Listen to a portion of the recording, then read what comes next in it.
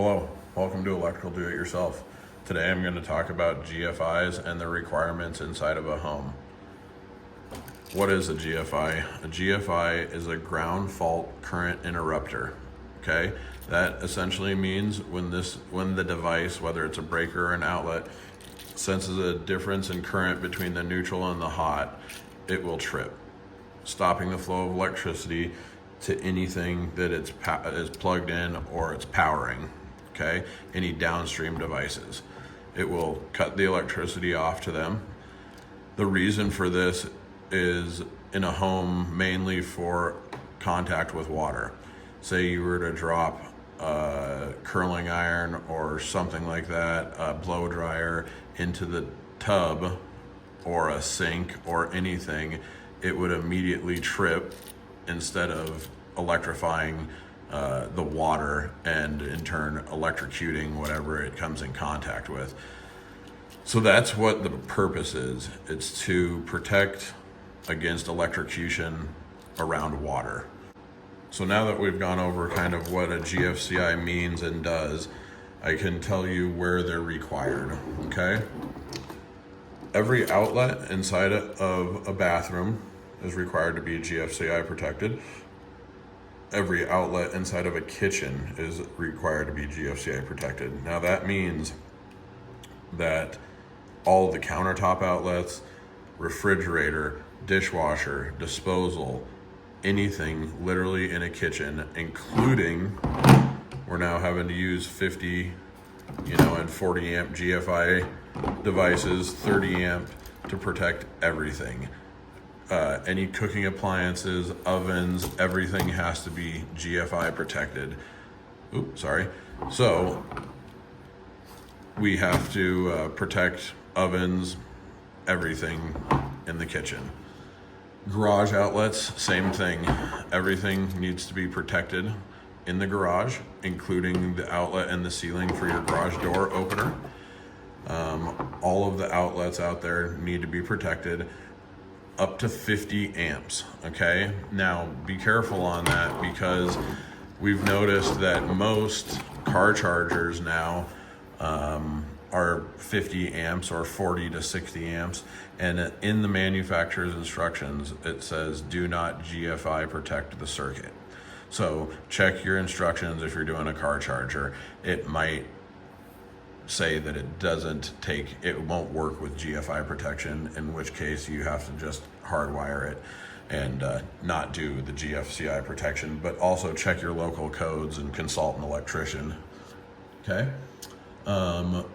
Everything below grade, that means in a basement or a crawl space, everything has to be GFI protected. That includes the lights, any equipment, anything that is below ground must be GFCI protected now. Laundry rooms, everything inside of a laundry room must be GFCI protected. Anything in that room. So that's where we end up having to put a 30 amp 2-pole GFI breaker for the dryer. Then you just have a regular 20 amp circuit serving 15 or 20 amp circuits serving the other outlets in the laundry room. All utility rooms must have GFCI protection for the outlets. All attics must have GFCI protection for the outlets. Any outlets outside need to have GFCI protection, and any outlets in a bar need to have GFCI protection. Any outlets within 6 feet of any sink need GFI protection. That includes if you have an outlet just outside of a small bathroom.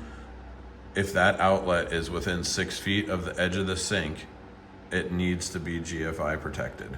That is a newer one, and more inspectors are hitting us on making sure that anything, even outside of the bathroom or outside of a bar area in a basement, if you're within 6 feet of the sink, something that collects water, it needs to have GFI protection. That would include like a mop sink or anything like that also. Anything that collects water. So remember that when you're installing GFIs. So those are essentially the GFI requirements for a home. Every code cycle, they're adding more and more. Just when you thought they couldn't add any more, they go ahead and added the oven and any cooking appliance, cord and plug appliance inside of a kitchen needs to be GFI protected. So that's having to be done now. Like I said in the beginning of the video, you can protect via a device or a breaker. It's up to you. It's totally depending on the situation. A lot of times we use the dual function breakers everywhere that it's also required for arc fault protection, and then use just a regular GFI device in the first position, the first outlet, to protect that and all downstream outlets if it's a place where it does not require arc fault protection.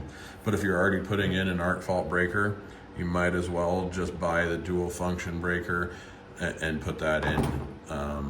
It's only a few dollars more, and you're gonna spend the money on the GFIs. These are the cheapest you can find them. Well, you can find them real cheap on Amazon, but the good brands, the cheapest you're gonna find them, like Home Depot, Lowe's, is $30. If you buy multiple of them, you can get them down to $22, something like that, in the contractor's pack. But they are expensive. These breakers are super expensive. They're in between $60 and $70, $50 and $70 depending on the manufacturer. The 2-pole breakers are even more expensive. They're usually in between $120 and $200 depending on the size. So if you have any questions, comments, or concerns about GFI protection, please leave it below in the comments. And please like, share, and subscribe to the channel. Putting out content every day. Thank you.